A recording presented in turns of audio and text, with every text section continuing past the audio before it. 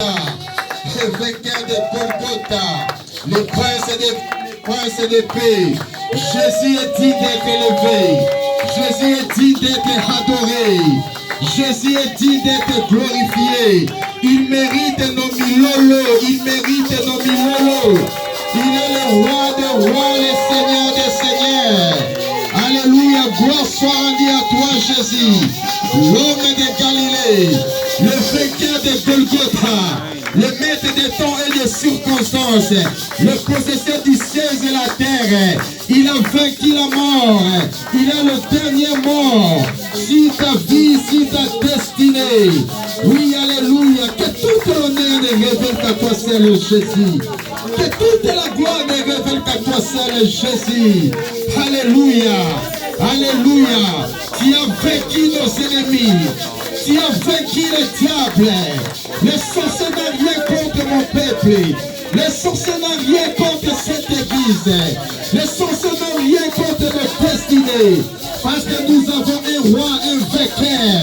Nous avons l'honneur, nous avons le plaisir de t'adorer, de t'acclamer, de te célébrer.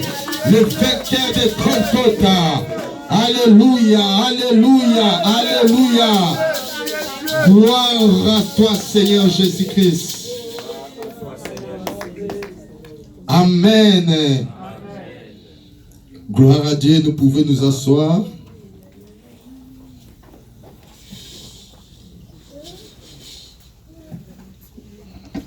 Amen.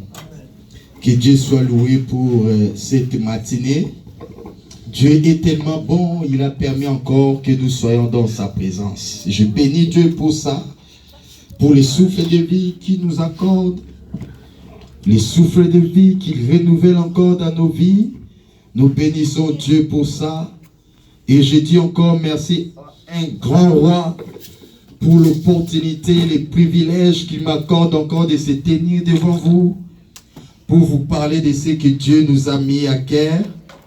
Et je n'oublierai pas aussi de dire merci au pasteur Jean-Pierre Tchikoulou qui n'est pas là, mais qui a permis à ce que nous puissions prendre sa place pour parler de la part du Seigneur. Et je tiens aussi à dire merci à l'équipe dirigeante ainsi qu'à vous tous qui vont me prêter vos oreilles pour écouter l'ainsi dit l'Éternel. Amen. Est-ce que quelqu'un est dans la joie d'être dans la présence de l'Éternel? Est-ce que quelqu'un est dans la joie d'être là ce matin? Si tu es dans la joie, j'aimerais que tu balances tes mains, tu balances, oui, il y a de ceux qui n'arrivent pas à balancer leurs mains, mais Dieu nous accorde cette grâce de balancer nos mains. C'est quelque chose de très bien. Est-ce que tu peux bouger tes jambes? Bouger tes jambes.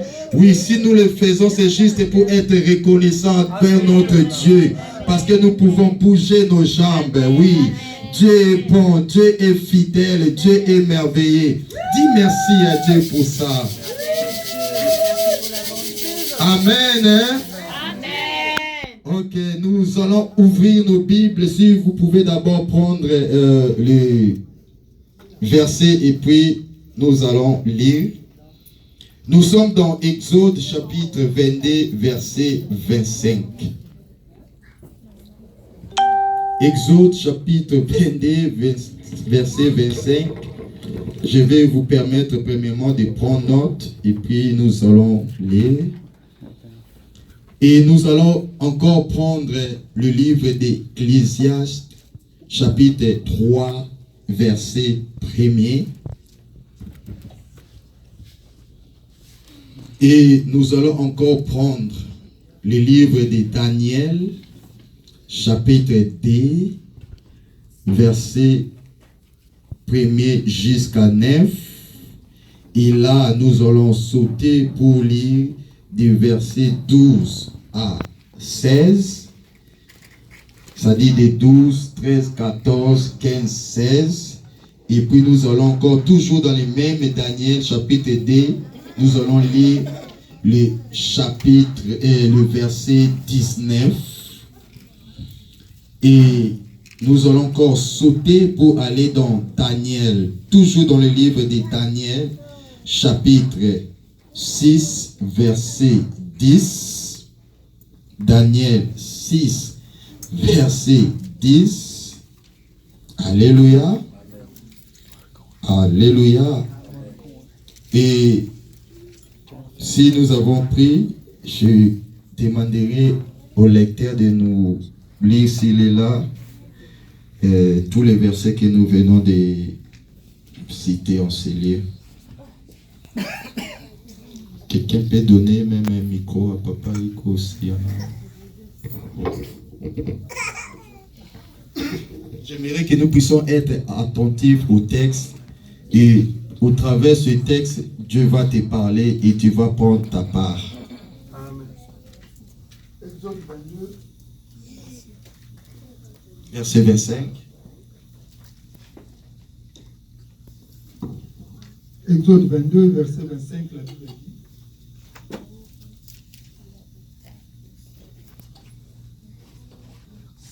Si tu prêtes de l'argent à mon peuple, au pauvre qui est avec toi, tu ne seras point à son égard comme un créancier, tu n'exigeras de lui point d'intérêt. Amen. Ecclésiaste. Ecclésiaste chapitre 3, verset 1er. Nous allons revenir sur Exode parce que ce n'est pas les versets que je voulais. On va y revenir. Lisons Ecclésiaste chapitre 3, verset 1er. Ecclésiaste 3, verset 1er, la Bible dit.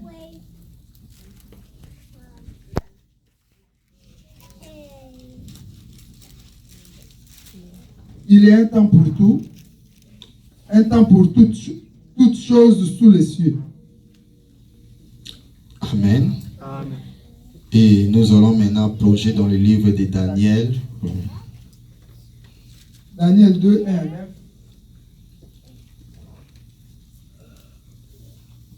La seconde année du règne de Nabuchodonosor, Nabuchodonosor eut des songes. Il avait l'esprit agité et ne pouvait dormir. Le roi fit appeler les magiciens, les astrologues, les enchanteurs et les chaldéens pour qu'ils lui disent ses songes. Ils vinrent et se présentèrent devant le roi. Le roi leur dit: j'ai eu un songe, mon esprit est agité et je voudrais connaître ces songes. Les Chaldéens répondirent au roi en langue araméenne: ô roi, vis éternellement, dis les songes à tes serviteurs et nous en donnerons l'explication.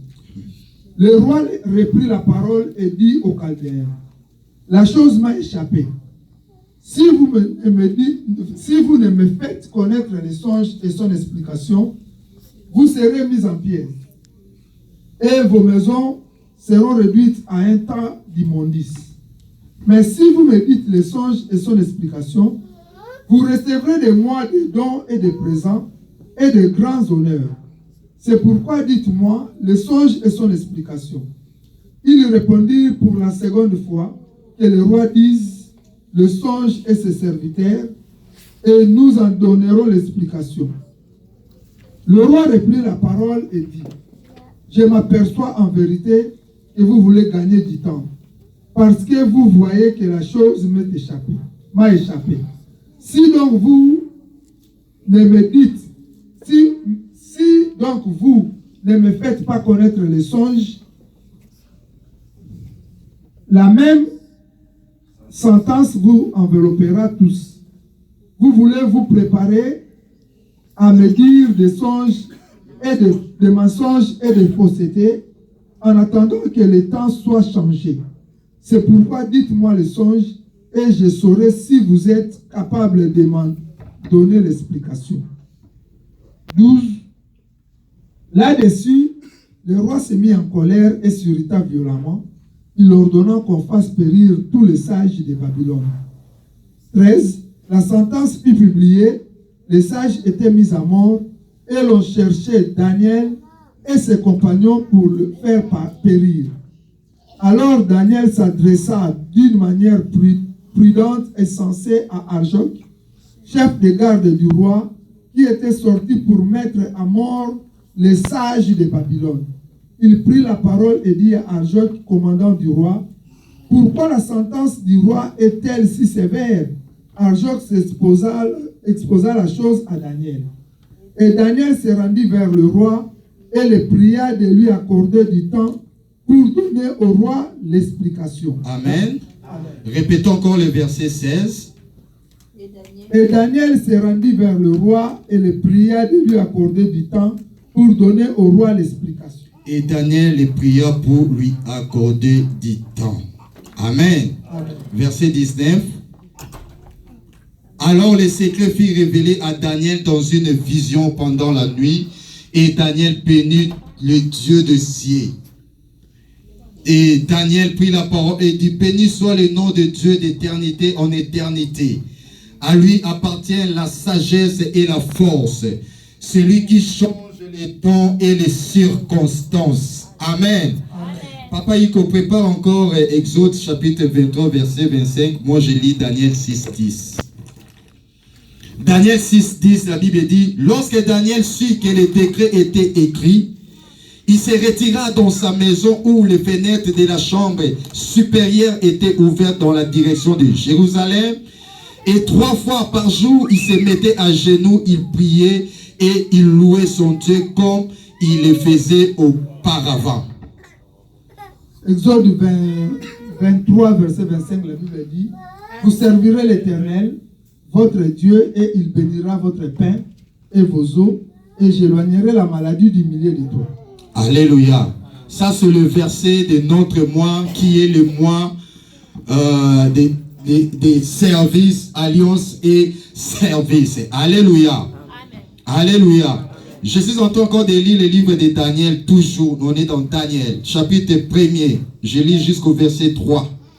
La 3e année du règne de Joachim, roi de Juda, Nebuchadnezzar, roi de Babylone, marcha contre Jérusalem et la siégea. Le Seigneur livra entre ses mains Joachim, roi de Juda, et une partie des ustensiles de la maison de Dieu. Nebuchadnezzar emportant les ustensiles au pays de Shinéar dans la maison de son Dieu, et il les mit dans la maison du trésor de son Dieu. Le roi donna l'ordre à Aspenaz, chef des Séziniques, d'amener quelques-uns des enfants d'Israël des races royales ou des familles nobles de jeunes garçons sans défaut corporel, beaux, des figures douées de sagesse, d'intelligence et d'instruction, capables de servir dans le palais du roi. Alléluia. Capable de servir dans le palais du roi. Il a pris des jeunes nobles, des jeunes et des hommes intelligents qui étaient de la race royale, de la tribu de Juda, mais il voulait en faire son peuple et ses gens pour qu'ils puissent servir dans son palais, et non pour servir Dieu, et non pour servir son peuple, mais pour servir le roi. Alléluia. Pour servir dans le palais du roi, et qui l'ont enseigné les lettres et la langue des Chaldéens. Alléluia. Alléluia. C'est moi, c'est le mois de l'alliance et service. Alléluia. Et ce matin, et si Dieu nous prête encore vie et nous le permet, et les dimanches qui suivent, nous allons parler sur le mystère des temps. Alléluia. Raison pour laquelle quand Papa Iko était en train de lire, lorsque Daniel disait à Arjoc, plutôt il est allé vers le roi, il lui dit, le roi, accorde-moi du temps. Ça dit, avec le temps, Daniel savait qu'il y a des choses qui devaient te jouer. Il a dit au roi, accorde-moi du temps. Et lorsque le secret plus tard lui a été révélé dans les textes que nous venons de lire, il commence à bénir le Dieu suprême, le Dieu très haut, en lui disant, ô toi le maître des temps et des circonstances. Alléluia. Ça dit, il dit à Dieu, tu es le maître des temps et des circonstances. Nous allons parler les thèmes d'aujourd'hui, et si Dieu permet le jour qui arrive, nous allons parler sur le mystère des temps. Et nous allons parler comment nous devons être responsables avec le temps qui nous est donné. Et nous parlerons de Daniel, bien sûr, qui nous allons essayer de parler un petit peu aujourd'hui. Et si Dieu nous permet de finir les textes, nous allons bénir Dieu. Mais si Dieu ne nous permet pas, nous allons le continuer le dimanche prochain. Ça dit ici, on est en train de voir Daniel qui est en train de demander à Argent que s'il peut avoir un temps pour enlever le décret qui a été signé. Et pour que ce décret soit déjoué, le décret du roi change, il a fallu que Daniel puisse demander au roi de lui donner le temps. Et lorsque le Dieu lui donna le temps, il est allé maintenant chercher ses amis pour lui dire, il y a une loi, il y a un décret qui est ici à Babylone. Et on doit se réunir, prier, implorer la grâce et la faveur de Dieu, afin que le temps nous soit favorable. Et le secret lui fit révéler. Il donna l'interprétation au roi. Et il bénit Dieu parce que Dieu avait maîtrisé les temps. Et plus tard encore, nous allons voir Jérusalem, alors il n'a pas pu gérer les temps qui lui a été donné. Jérusalem, c'était le temps de sa visitation, mais il n'a pas permis, il n'a pas pu à bénéficier de ce temps-là. Et dans Matthieu, quelque part, nous allons encore voir combien les démons, les sorciers, les légions disent à Jésus, mais pourquoi tu es venu nous tourmenter, nous chasser, déceler avant les temps? Alléluia. Ça dit, le temps est quelque chose de très important et par la grâce de Dieu, nous saurons comment faire et maîtriser cela et déjouer les plans de l'ennemi et entrer dans notre destinée. Alléluia. Mais le texte que nous venons de lire ce matin, ce texte nous parle de peuple juif.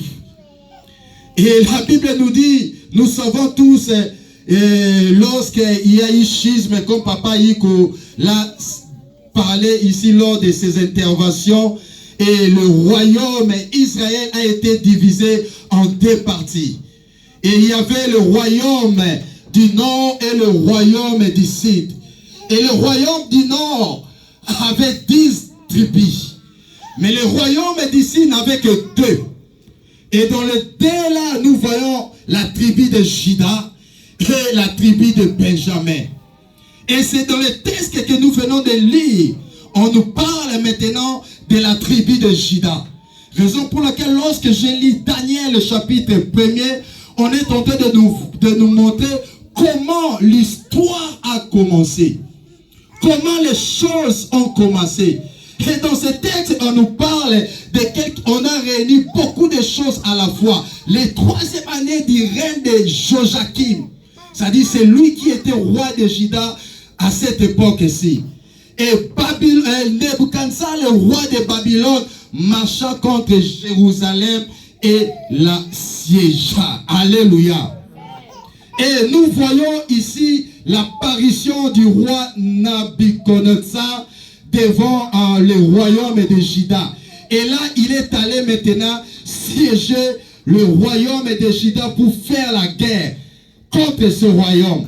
Et pourquoi le roi Nebuchadnezzar est allé faire la guerre au roi de Juda, à la tribu de Juda? C'est tout simplement parce qu'à un moment donné, le roi Joachim, à cette époque-là, il refusa de payer les tribus au roi Nebuchadnezzar. Et comme il refusa de payer les tribus à ce roi, tribus pour ne pas entrer dans les détails, il refusa et le roi fut irrité. Il a dit, comment tu peux refuser de payer les tribus à moi, Nebuchadnezzar, roi de Babylone? Et là, il décida maintenant d'assiéger le royaume de Juda. Et quand il a siégé le royaume de Juda, il a détruit les hommes, il a détruit les femmes, il a détruit, presque il a ravagé cette tribu. Et lorsqu'il a ravagé cette tribu, et le roi maintenant assiégea cette tribu. Et là, avant même que la scène puisse se dérouler, Jérémie avait averti au roi pour lui dire, la décision que tu as prise n'est pas bonne. Tu dois revoir ta décision de paix, que tu tombes dans la main de ce roi-là. Mais Joachim a refusé d'obéir à l'instruction du roi, à l'instruction du prophète Jérémie à l'époque. C'est à un moment-là que le roi l'assiégea et assiégea Juda et se fit en Israël la première déportation. Alléluia. C'est alors le roi Babylone, lorsqu'il détruit les papas, les mamans, tous les peuples, il décida maintenant d'aller dans la tribu de Juda pour prendre maintenant les jeunes gens nobles, sages, intelligents, doués et capables de faire de grandes choses. Parce que c'était des jeunes gens qui étaient déjà dans la tribu royale, dans la royaume royale, et c'est eux qui étaient les détenteurs de la royauté. Selon la prophétie que Jacob a déclaré sur ses enfants, que le sceptre ne s'éloignera pas de Juda, ni le bâton souverain. Ils avaient la promesse de la royauté. Et j'aimerais ici dire quelque chose. Lorsque le diable vient attaquer une personne, le diable ne le fait pas par sentiment, mais il voit l'étoile de la personne.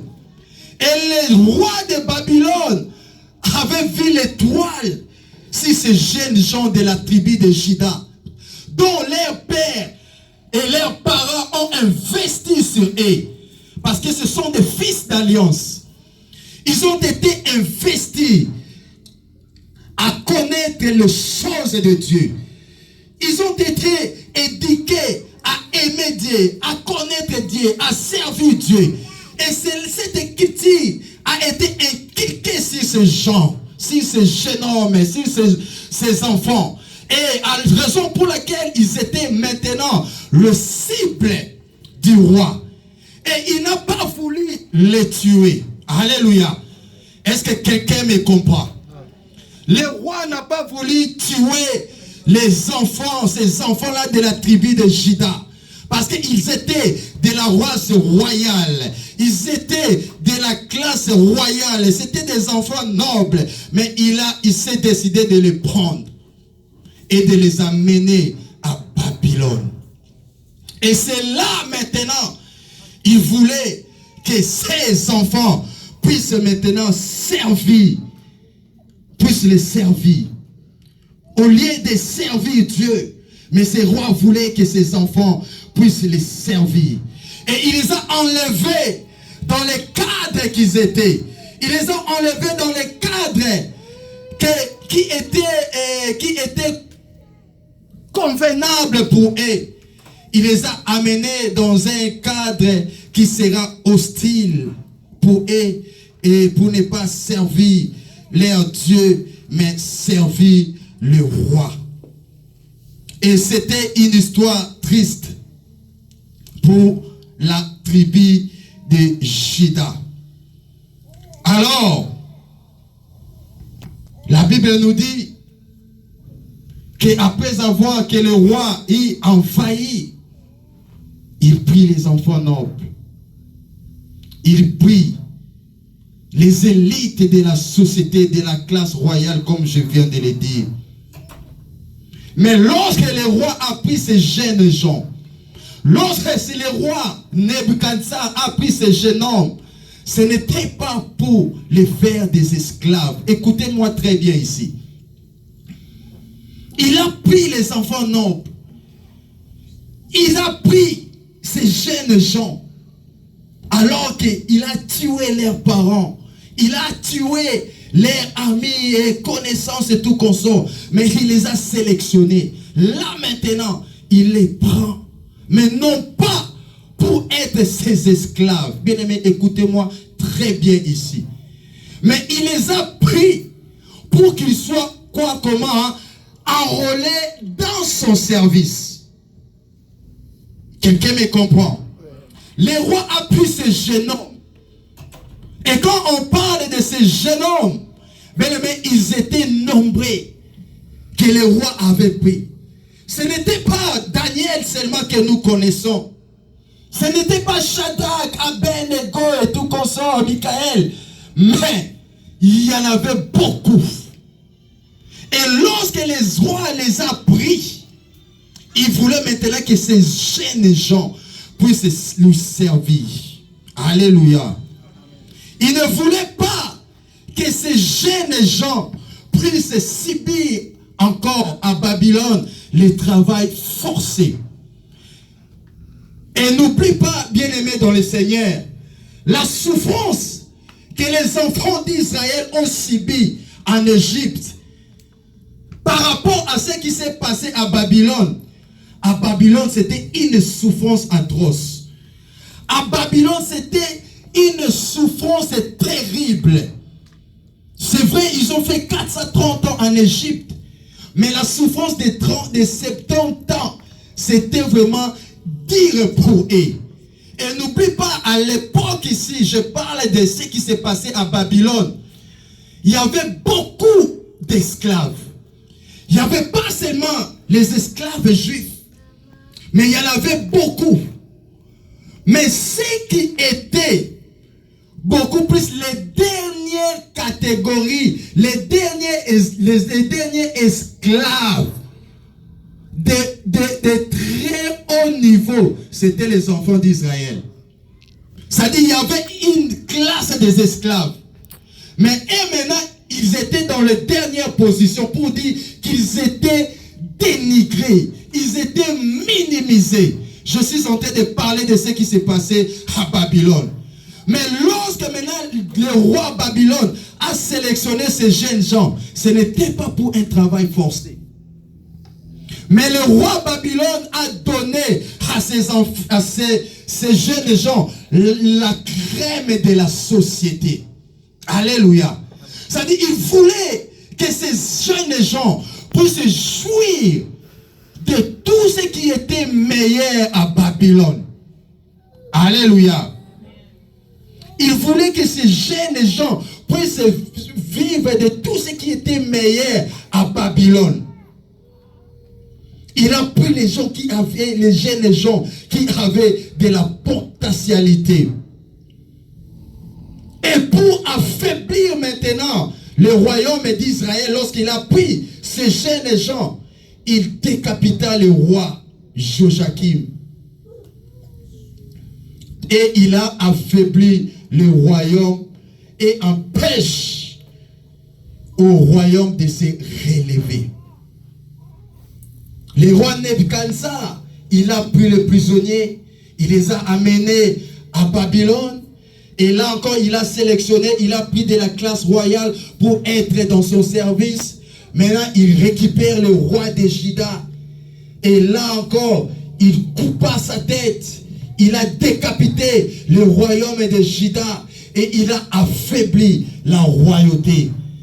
Et Juda ne pouvait plus se relever selon les pensées du roi. Ce sont aussi des choses qui se passent des fois dans nos vies. Il y a des fois les diables, lorsqu'il entre dans nos vies pour opérer, mais il pense que lorsqu'il entre dans notre vie, il va faire tout ce qui lui semble bon. Mais il oublie que nous avons aussi un Dieu puissant. Nous avons un Dieu capable. Quand bien même le diable cherchera à nous affaiblir, à t'affaiblir, à t'amener dans un niveau plus bas. Mais il y a un Dieu au ciel qui ne laisse pas son peuple, qui ne laisse pas ses enfants. Mais dans cette histoire, plus tard, nous verrons que la tribu de Juda avait repris sa position et David était devenu plutôt je parle de Jésus. Et les David et les autres sont venus tout consort. Mais Jésus est arrivé et il a repris encore la situation. Amen. Je parle à une personne ce matin à qui diable croit que ce qu'il a fait dans ta vie, ce qu'il a fait dans ta famille, c'est fini, il a réussi son plan. Mais je vais te dire que le diable n'a pas réussi son plan. Mais il y a un Dieu qui est derrière ta situation. Il y a un Dieu qui est derrière toi pour te faire relever. Et je te dis ce matin que tu relèveras la tête parce que tu sers un Dieu puissant qui ne joue jamais. Si quelqu'un croit à ces paroles, dis Amen que je l'attends. Alléluia. Il les a pris. Il les a humiliés. Mais Dieu merci. Ceux qui croient en lui, ceux qui le servent, il y a une promesse qui dit, mon serviteur montera, il se lèvera et il se lèvera très haut placé. Même si on t'a rabaissé, même si le roi Nebuchadnezzar a humilié le royaume de Juda, mais il y a un temps de relèvement. Raison pour laquelle je suis en train de dire qu'il y a un temps pour toutes choses sur le soleil. Alléluia. Alléluia. Et le roi, pour réussir son pari, la Bible ici nous dit, il met maintenant un roi comment? Un roi marionnette à Juda. J'aimerais que vous puissiez bien me comprendre.